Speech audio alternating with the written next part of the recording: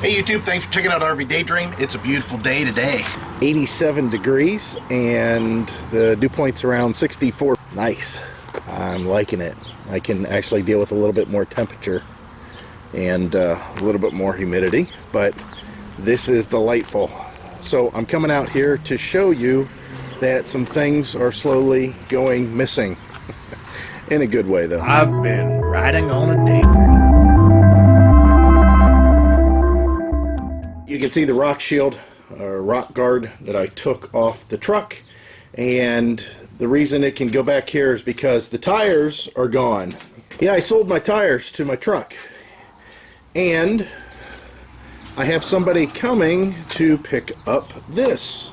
So this will be gone shortly. This is the refrigerator that was in our camper. I mean, did a good job overall. It's just, it's small, and it was a little inconsistent. Of course, I can't do anything with this because the camper's not here, so I'm going to put all this back in the box. I got to do some house cleaning today, and I should do some work on the truck because today I'm supposed to get a new oil pressure gauge and sending unit, so I'll see what the problem is. I'll go with the gauge first, take it out, make sure the connections are still good.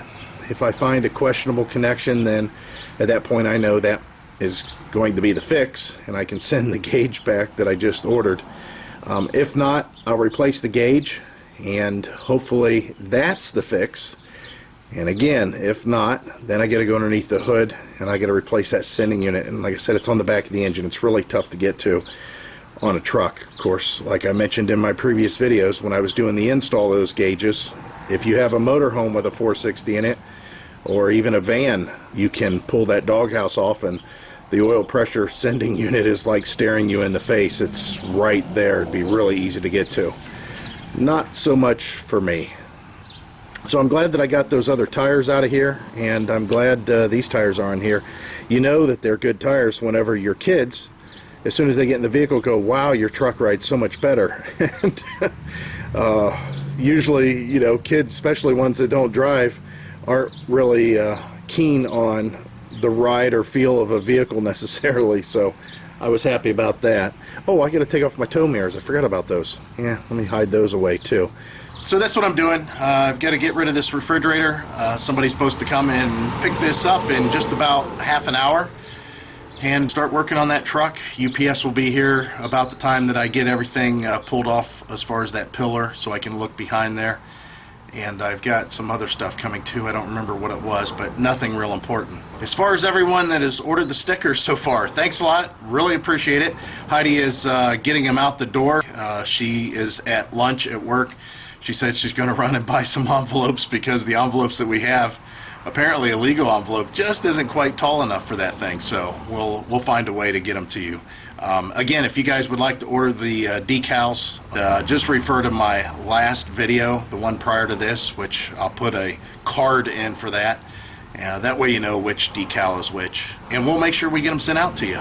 So guys, I'm back to work here in the garage, and I will pick up whenever I get something that's a little bit more important to watch. So my fears are sort of being realized now about this sending unit. I got all this off. I went ahead and started the truck because it doesn't really start acting up until it's warm, which again makes me think it's a resistance problem, and that's all that oil pressure sender is a resistor. As the pressure changes inside of the sending unit, the resistance changes and makes the gauge move.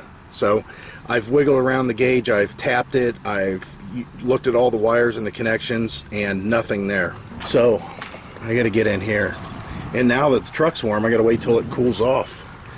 And you can barely see it back there. Let me disengage the camera here and show you.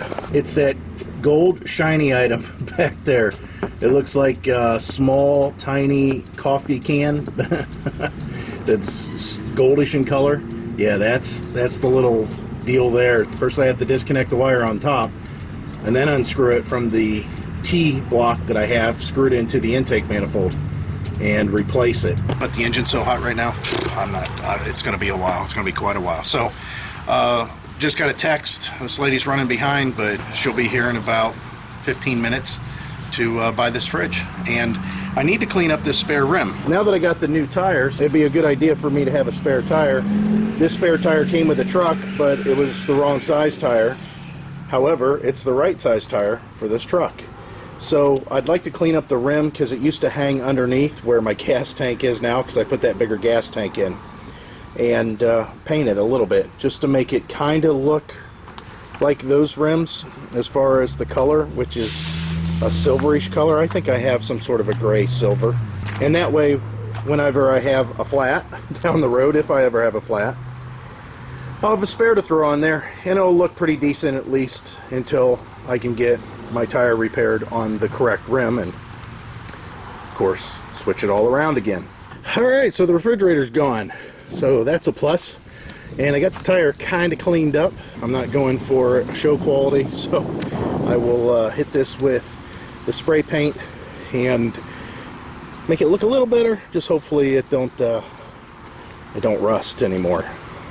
Hate to be out on the road and have a flat, change it, to come to find out that the rim was so rusty that it didn't seat against the hub or something crazy like that. So let me knock that out, and then hopefully the truck will be cooled off so I can fix that gauge or finish fixing that gauge. Because right now as it stands, I can't drive the truck, and I'm gonna have to drive it tonight for my son to take him to work. Alright, it's pretty much as I feared.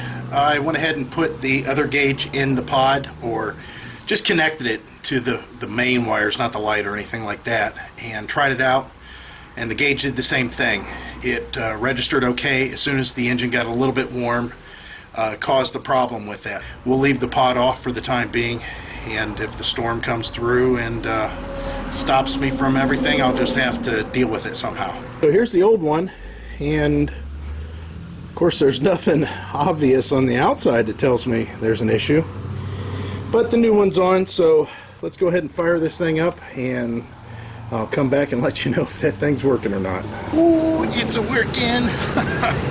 It was the sending unit. It was the hardest part, but, well, actually tracing wires I think is harder than that. You can see it's at an idle, and it's not bouncing around. Cool.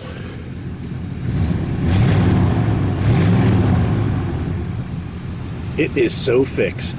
Remember Hannibal Smith on the A-Team? I love it when a plan comes together.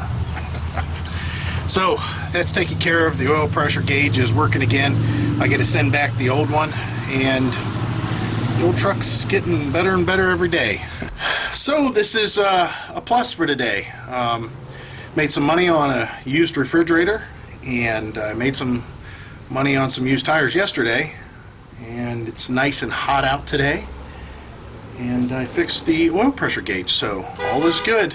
Hey, up yours. People blow their horn all the time. I can't imagine anybody who has never lived near an intersection, a busy intersection, knowing what it's like to hear horns blow all the time. As soon as the light turns green, somebody's 3 cars back, really impatient, the horn blows. Somebody sitting at the traffic light and the light turns green and a truck driver's coming down the hill, and he doesn't want to stop or downshift or whatever, the horn blows. If somebody cuts somebody off going up the hill, the horn blows. You just always hear horns. I was actually going to run a wire out to the telephone pole and put a 12-volt battery to power a horn, and put a horn out on that pole and just blow it to see what people's reactions are. I've seen people get out and have fights out here in the street. It's awesome. I can't believe how impatient people are. So that's my rant about traffic. Oh yeah, I forgot my spare tire. It's over here pretty much dry. What I do then is take steel wool with some carburetor cleaner or some purple power and just go around and scratch the rubber, and it all becomes black again, so it looks normal. See, it kind of cleans up. You can still see the overspray, but again, this is for a spare tire. It's going to go in the back of the truck, and who knows if anybody's ever going to see it. Also, I got my RV anchor kit. We'll take this out and do a review on it at a later time, but I really needed this when we were camping there. The wind was really, really yanking, so I'm kind of glad that we got it. Something we wanted to pick up for some time, but save your awnings. So I covered a lot of stuff, nothing very important, but got some stuff done today and wanted to include you guys on it. Alright guys, so that's it for another beautiful day in Ohio. And as always, I hope to see you out there. Bye.